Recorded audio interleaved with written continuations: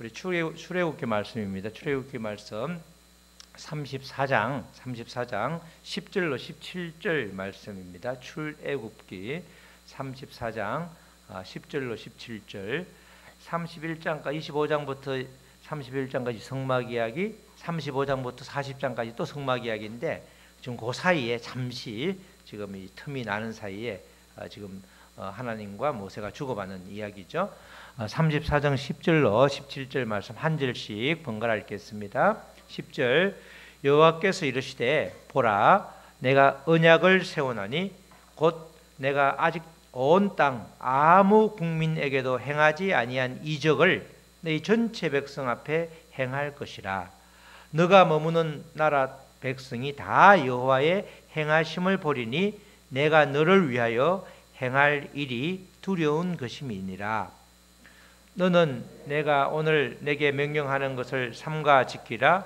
보라, 내가 내 앞에서 아모리 사람과 가나안 사람과 헷 사람과 브리스 사람과 히위 사람과 여부스 사람을 쫓아내리니 너는 스스로 삼가 너가 들어가는 땅의 주민과 언약을 세우지 말라. 그것이 너에게 올무가 될까 하노라. 너희는 도리어 그들의 제단을 헐고 그들의 주상을 깨뜨리고 그들의 아세라상을 찍을 것이다. 너는 다른 신에게 절하지 말라. 여호와는 질투라. 이름하는 질투의 하나님이니라. 너는 삼가 그 땅의 주민과 언약을 세우지 말지니 이는 그들이 모든 신을 음란하게 섬기며 그들의 신들에게 제물을 드리고 너를 청하면 내가 그 제물을 먹을까 하며, 또 내가 그들의 딸들을 내 아들들의 아내로 삼음으로 그들의 딸들이 그들의 신들을 음란하게 섬기며 내 아들에게 그들의 신들을 음란하게 섬기게 할까 함이니라. 너는 신상들을 부어 만들지 말지니라. 아멘. 오늘 제목은 하나님은 다 같이 질투하시는 하나님이십니다.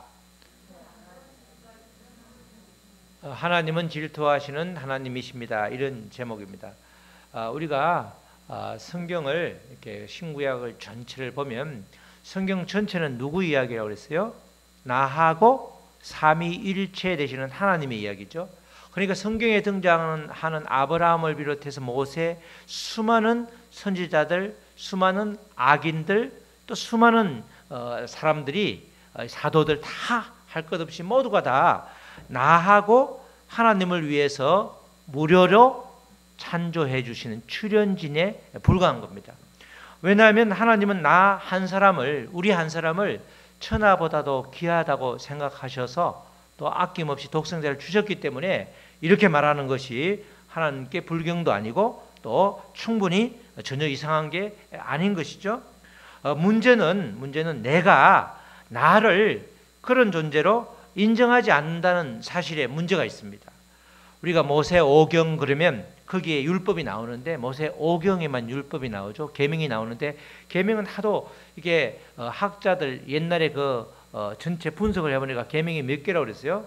613개, 613개인데 창세기에도 3개가 있고 민수기에도 한 100개가 정확하게 있고 우리가 가장 많은 성경 레위기에 247개가 있습니다. 세어보면 247개가 있는데 그 말씀 전체 613개뿐만 아니라 247개도 마찬가지로 모든 계명을 요약하면 예수님 말씀처럼 하나님 사랑, 이웃 사랑이죠.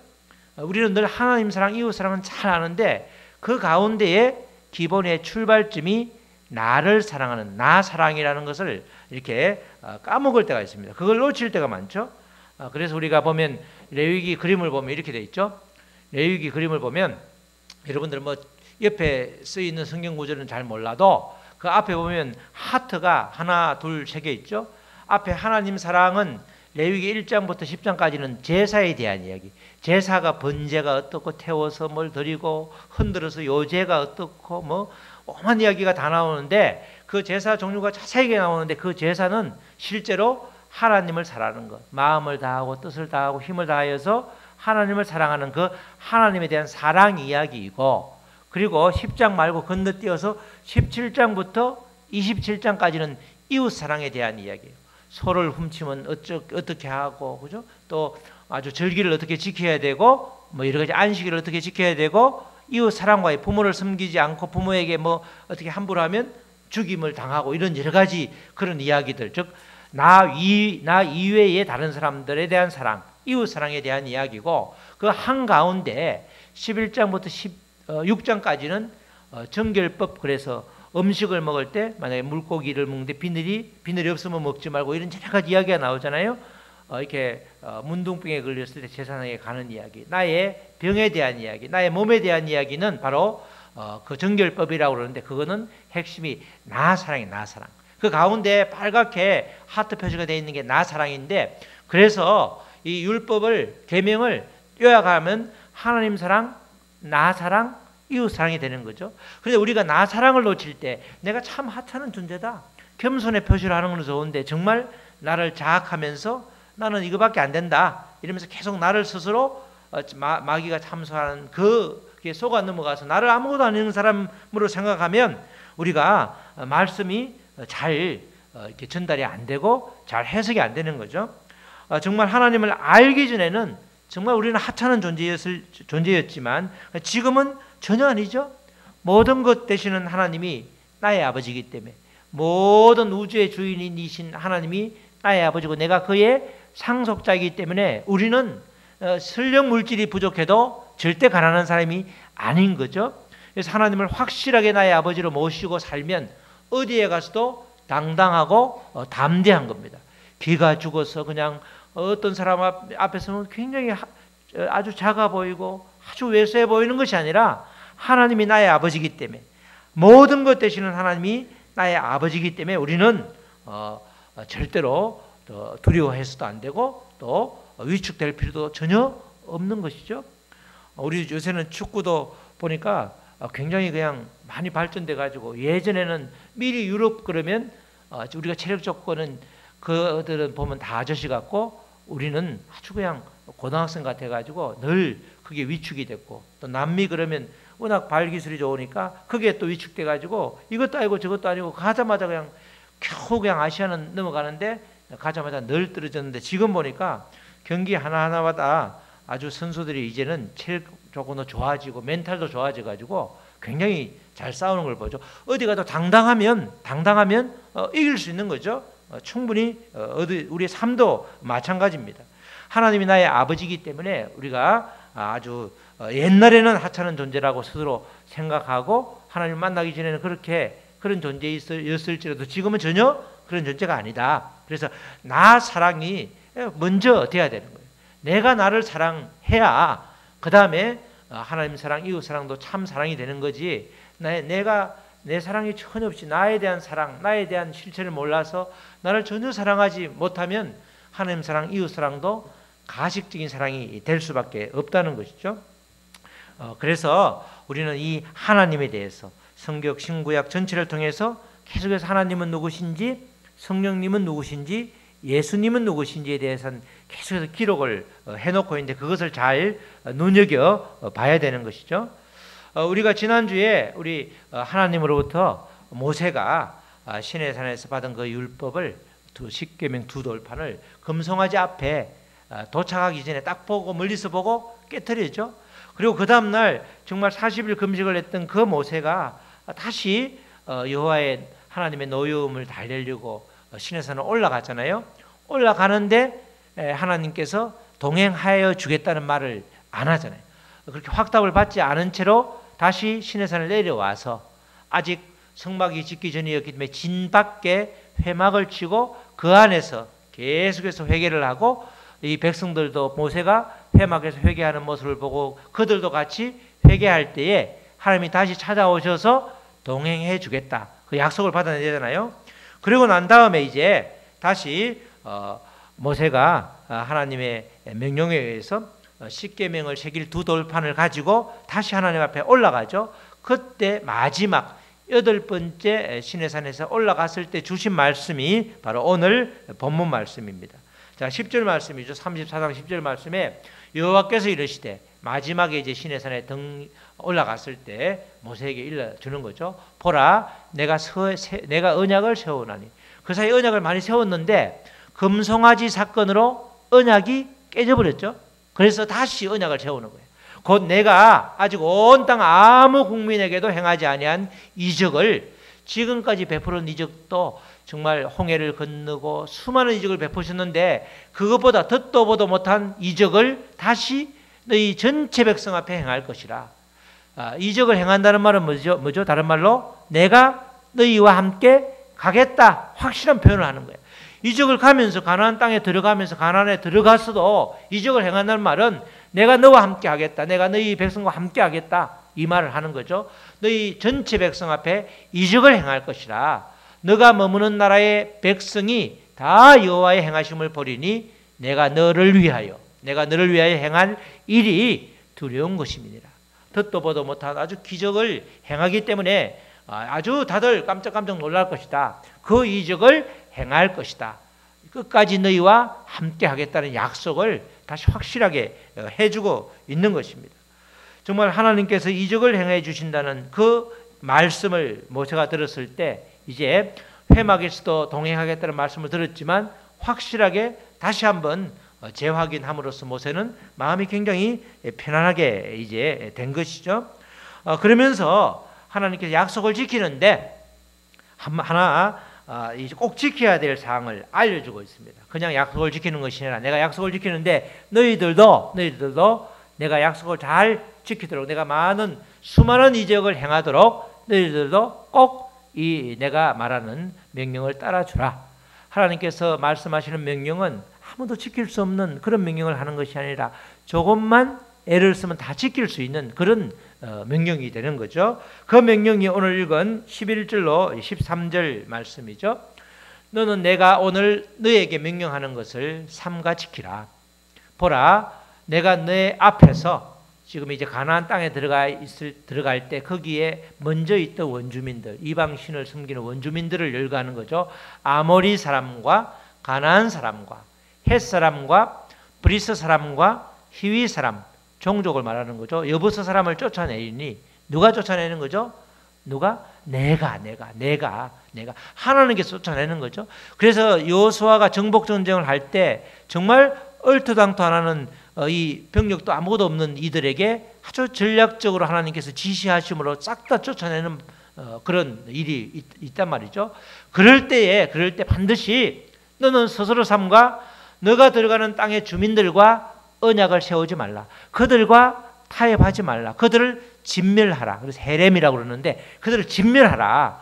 왜냐하면 그들을 정복했을 때 그들이 살려달라고 하면, 왜냐하면 그들은 농사도 지을 줄 알고 여러 가지 기술들이 있기 때문에 그들을 쓰는 게 훨씬 편하죠. 또 훨씬 도움이 될 거란 말이죠. 사람의 눈으로 볼 때는. 그래서 미리 그럴 수 있기 때문에 미리 이렇게 동행해서 엄청난 이적을 행하지만 너희들은 딱 한 가지, 내가 다 쫓아내는, 내가 다 쫓아내면 그들을 보고 너희들도 같이 쫓아내면 되지. 쫓아내는 그들을 일부를 살려줘서 그들과 언약을 절대 맺지 마라. 그것이 너희에게 올무가 될까 하노라. 결국 올무가 되죠. 이렇게 쫓아내라고 신신부탁을 했는데도 불구하고 하나님께서 다 전쟁을 치루어서 그 가나안의 족속들을 싸그리 다 쫓아낼 수 있도록 여건을 만들어 주셨음에도 불구하고 그들이 그렇게 하지 않죠, 나중에. 근데 그걸 알고 계속해서 주입을 하는 거죠. 너희에게 올무가 될까 하노라. 너희는 도리어 그들의 재단을 헐고, 왜냐하면 언약을 세우지 않으면, 타협하지 않으면 재단을 싹 헐 수 있으니까 헐고 그들의 주상, 그들의 우상, 그들의 신상을 깨뜨리고 그들의 아세라상을 찍을지어다. 이렇게 확실하게 명령을 하는데, 하나님께서 가나안을 정복할 때 그들을 모조리 다 쫓아내준다는 거예요. 너희들이 힘도 없고 아주 거지처럼, 걸뱅이처럼 정말 그렇게 광야생활을 하다가 아무런 전투력도 없는데 여리고성부터 시작해서 너희가 다 너희 힘으로 다 쳐부서가 아니고 내가 다 쫓아내주겠다. 쫓아내주는 건 하나님이 쫓아내주는 건데 우리는 그들과 언약만 하지 않으면 되는 거죠. 우리가 해야 될 일은 어려운 게 아니라 하나님이 다 하시고 그 다음에 조금 남은 설거지만 하라는 건데 그 설거지를 못하는 거예요. 그렇게 설거지를 좀 해달라고 부탁을 하는 겁니다. 충분히 지킬 수 있는 약속을 그렇게 하나님께서 명령하신 거죠. 그렇게 정말 엄청난 이적을 베풀어 줄 정도로 다 하겠다는 그 약속과 함께 절대 원주민들과 언약을 맺지 말라. 그래서 왜 이런 명령을 하고 있느냐? 그거에 대한 해답을 왜 이렇게 이적을 베풀지만 또 이렇게 명령을 하는데 뭐 이적만 베풀어 주시지 굳이 이렇게 이런 명령을 하십니까? 이렇게 말할 수 있는 사람들에게 답을 주는 게 34장 14절 말씀이죠. 우리 다 같이 다시 한번 시작. 너는 다른 신에게 절하지 말라. 여호와는 질투라 이름하는 질투의 하나님이라. 하나님이 어떤 분인지 정확하게 드러내 주는 겁니다. 성경 중간중간에 하나님은 준비하시는 예배하시는 여호와 이레, 그죠? 여호와 니시, 승리의 하나님, 또 여호와 라파, 치료의 하나님, 하나님에 대해서 내가 어떤 하나님이다, 하나님의 아주 그 특징에 대해서 어떤 하나님인지 계속 알려주는데 여기서는 특별히 질투의 하나님, 질투의 하나님을 알려주는 거죠. 성경에서 말하는 질투는 우리가 통상 아주 사악한 마음에서 비롯된 그 감정, 악한 감정을 말하는 것이 아니라 여기서는 이제 이 히브리어로는 칸나라고 하는데 우리 칸나 영어죠. 칸느지. 칸나라고 하는데 요 말은 하나님하고만 쓸 수 있는 용어예요.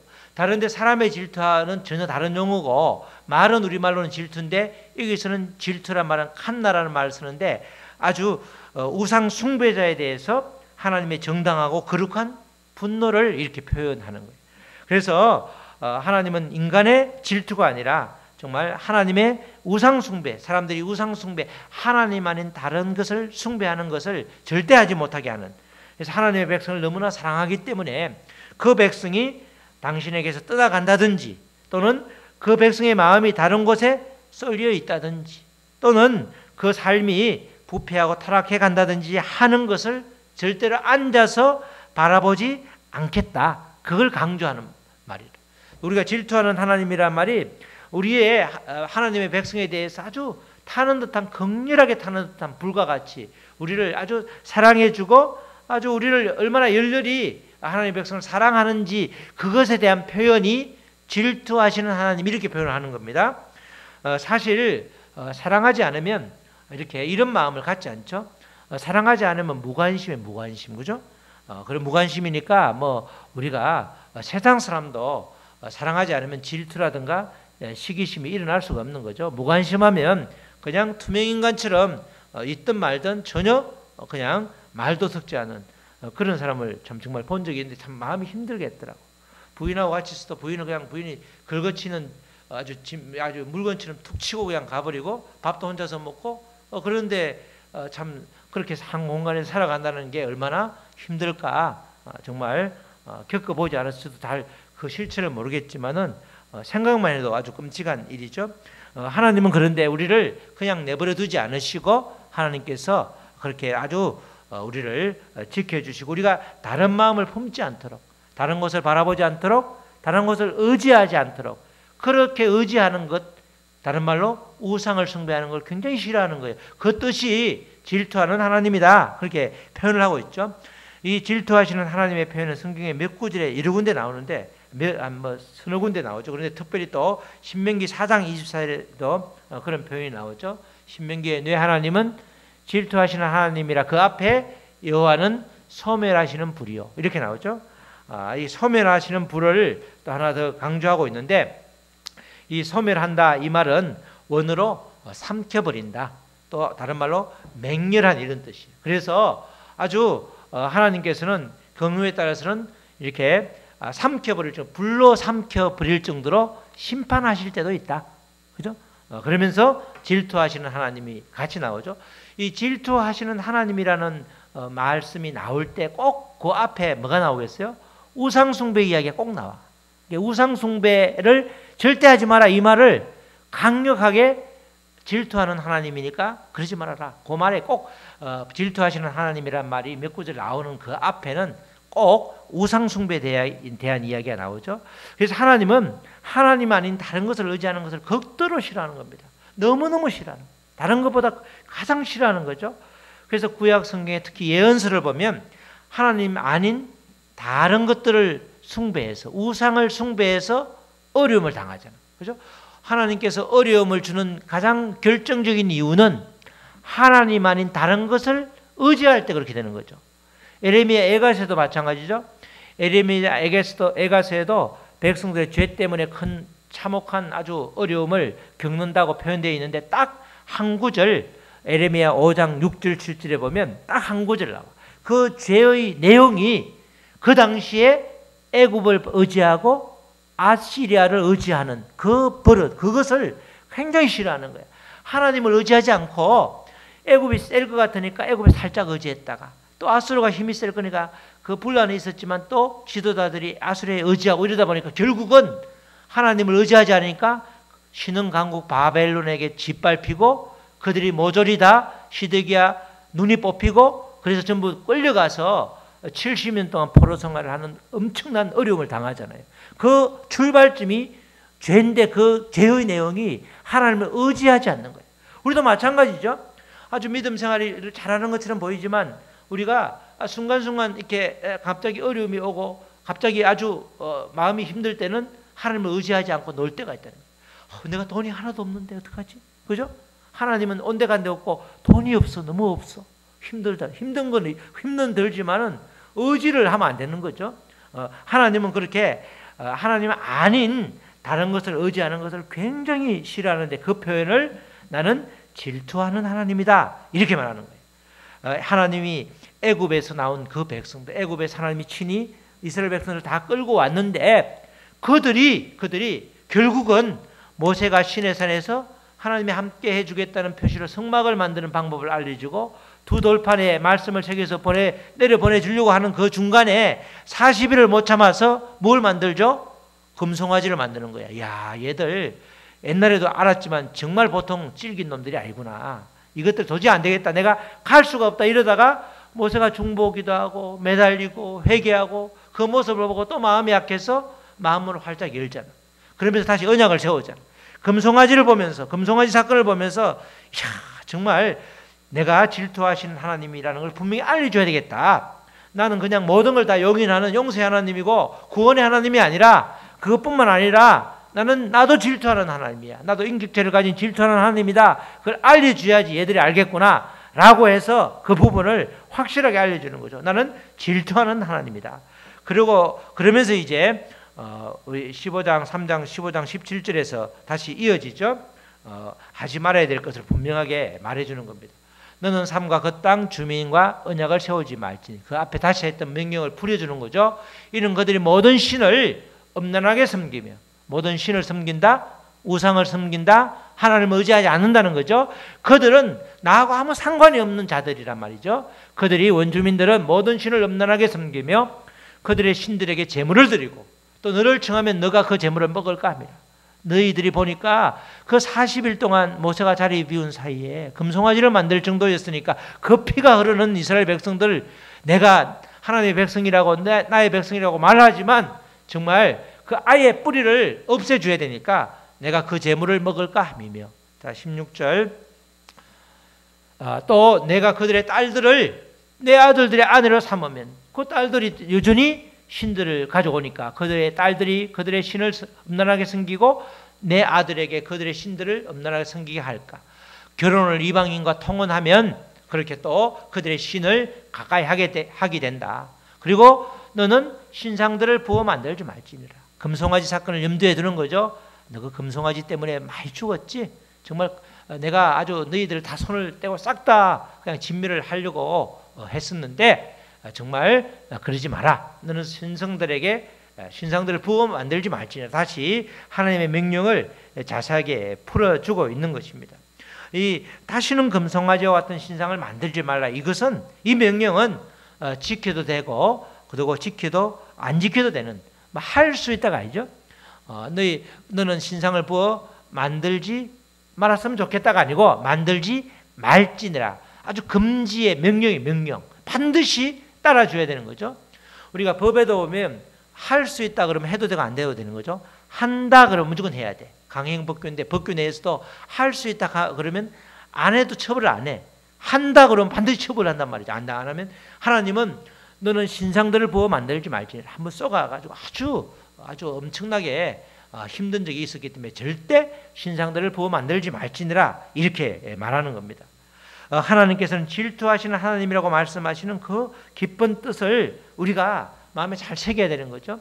신상들을 만들지 말라, 이 말은 다른 말로 하나님 아닌 다른 것들을 의지하지 말라. 애굽이나 아수르, 눈에 보이는 것들을 절대 의지하지 말라. 그걸 확실하게 이야기를 해주는 겁니다. 이렇게 하나님이 질투하시는 하나님이라는 이 말씀은 우리가 생각할수록 우리에게 큰 아주 기쁜 복음의 말씀이죠. 내가 도대체 무엇이길래, 그죠? 내가 도대체 무엇이길래, 우리가 도대체 무엇이길래 우리를 이렇게 귀하게 여기냐고, 그죠? 우리가 귀하게 여기냐고. 다른 사람은 다 나를 개무시하는데 하나님은 내가 무엇이라고 나를 내가 질투하는 게 하나님이 나를 위해서 질투한다. 질투, 그죠? 아주 하나님의 사랑이 너무너무 크다는 걸 계속해서 말해 주는 거죠. 나는 너밖에 없다는 거야. 나는 우리 각자를 향해서 나는 너밖에 없어. 나는 너만 사랑해. 이런 고백을 우리가 하는 것이 아니라 누가 한다고요? 하나님이 하고 계신다니까. 내가 대단한 존재라니까. 그러니까 내가 나를 사랑해야 되는 거야. 그죠? 내가 나를 사랑하지 않으면 인생이 힘들어. 아무것도 아닌데 상처를 받아. 그죠? 그렇잖아요. 우리 상처 자주 받잖아요. 상처를 자주 받는 것은 내가 건강하지 않다는 신호죠. 내가 건강하지 않으면 상처를 받아. 내 몸에 여러 가지 아주 아물지 않은 상처가 있으면 조금만 찔러도 마음이 힘든 거죠. 내가 상처를 자주 받는다는 것은 점검할 때 내가 영적으로 민감한 게 아니라 내 감정에 또 여러 가지 나에게 나를 사랑하는 또 내가 여러 가지 허물어져 있는 모습들이 많다는 거예요. 내가 아직도 건강하지 않다는 거죠. 내가 아직도 말씀으로 온전히 치료가 되지 않다는 뜻이라. 그게 나쁜 건 아니죠. 내 실체를 아는 거니까. 알면 하나님이 고쳐주시는 거니까. 질투하시는 하나님이 나만 의지하라고, 너만 사랑한다고 말하니까 그렇게 우리는 정말 이 질투하시는 하나님이라는 게 엄청나게 우리에게는 축복이 되는 겁니다. 하나님 한 분으로 그래서 우리가 충분하다, 그걸 말해주는 거죠. 하나님께서 나 하나로 충분하지 않냐, 그 말을 다른 표현으로 질투하시는 하나님, 이렇게 표현을 강하게 하고 있는 겁니다. 우리 사랑하는 성도 여러분, 하나님은 정말 질투하시는 하나님입니다.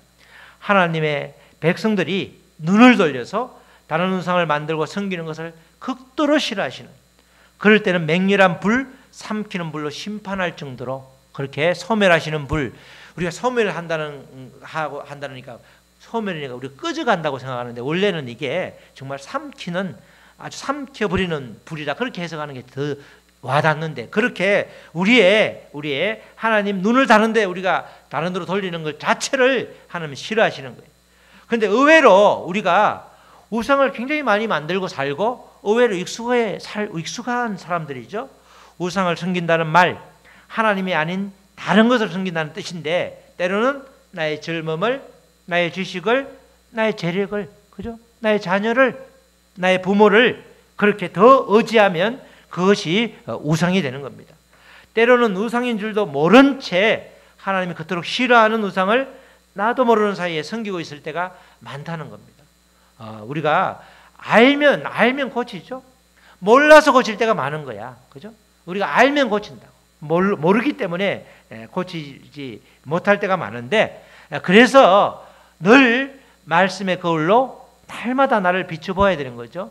내가 나를 알면 참 좋은데 내가 나를 몰라서 문제가 심각한 경우가 많죠. 그래서 내가 나를 알 수 있는 방법은 옆에 사람이 객관적으로 너는 이런 사람이라 말한다고 확실치 않아요. 그죠? 나는 말씀으로 나를 자꾸 비춰보면 내가 이런 사람이구나, 그걸 아주 다방면으로 파악을 할 수 있기 때문에, 그래서 말씀의 거울이, 말씀이 약속된 말씀을 붙잡는 것이 그만큼 중요한 것입니다. 하나님의 요구사항이 너무나 분명하죠. 하나님 외에는 그 어떤 것도 의지하지 말라, 이 말씀을 분명하게 해주는 겁니다. 그 어떤 우상도 섬기지 말고 오직 하나님의 언약의 말씀을 순종하면서 날마다 하나님을 의지하라, 그렇게 나아가라는 것입니다. 그럴 때 우리에게 가나안의 누림이 허락되는 것입니다. 모두가 다 가나안 땅에 들어가는 것도 아니고 가나안 땅에 들어가도 그 가나안의 풍요함을 누릴 수 없는 거죠.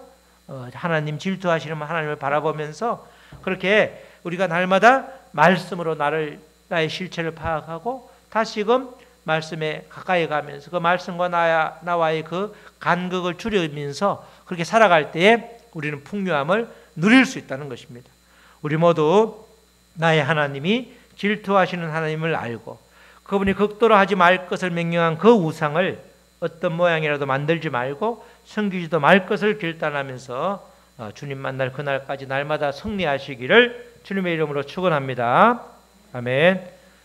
우리 찬양하시고 말씀 붙들고 기도하시겠습니다. 오늘 하나님은 분명하게 말씀하십니다. 나는 질투의 하나님이라.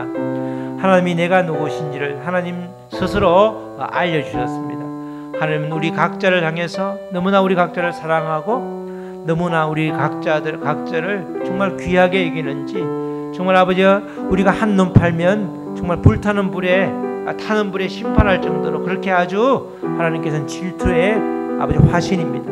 하나님, 이런 하나님의 사랑을 우리가 느끼게 하여 주시고 정말 이 질투의 하나님이 가장 싫어하는 것이 하나님 아닌 다른 것을 섬기는 것, 또 의지하는 것, 다시 말해서 우상을 숭배하는 것입니다.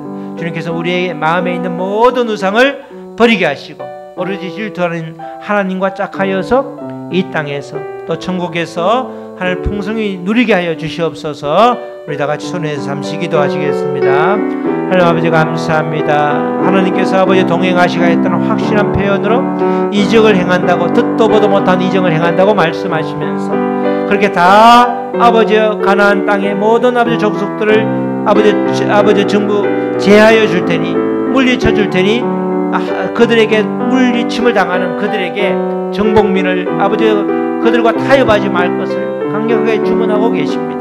그러면서 아버지 질투하는 하나님이라 혹시 행여나 그 백성들이 그들과 타협해서 또 다른 우상 하나님 아닌 다른 것을 의지할까봐 아예 싹을 자르라는 그 아버지 명령을 주셨습니다. 하나님 아버지 감사합니다. 질투하는 하나님이라 하나님은 아버지 나의 삶 속에서 정말 아버지 우리의 아버지 나를 귀하게 주시고 나보다 나를 더 사랑해 주는 그 귀한 아버지 하나님의 그 사랑의 실체를 깨닫게 하시니 감사합니다. 하나님의 그 아버지 질투하시는 하나님 그분의 그 아버지 강력한 아버지 보호하심을 우리가 온전히 그 안에 들어갈 수 있도록 주여 도와주시옵소서. 하나님 아버지 감사합니다. 질투하시는 질투의 하나님을 나의 하나님으로 모시게 됨을 감사합니다. 정말 항상 아버지 나에 대한 사랑에서 출발해서 이웃사랑과 하나님 사랑으로 연결되게 하시고 그 가운데 어떤 경우라도 하나님 아닌 다른 것을 의지하는 아버지 그런 모든 우리의 습관, 습성을 아버지 주여 버리게 하여 주시옵소서. 질투하시는 하나님, 결국은 아버지 강하게 사랑하는 사랑의 하나님이란 그 뜻인데 우리를 사랑하는 나만 너만을 사랑한다는 그 말씀 속삭임에 늘 우리가 깨어서 말씀으로 우리의 삶을 날마다 거울로 아버지 비춰볼 때 정말 회개하면서 계속해서 주님께 나아가는, 주님 안으로 들어가는 영적인 싸움을 아버지 날마다 할 수 있도록 우리를 인도하여 주시옵소서. 감사하며 예수 그리스도의 이름으로 기도드렸습니다. 아멘.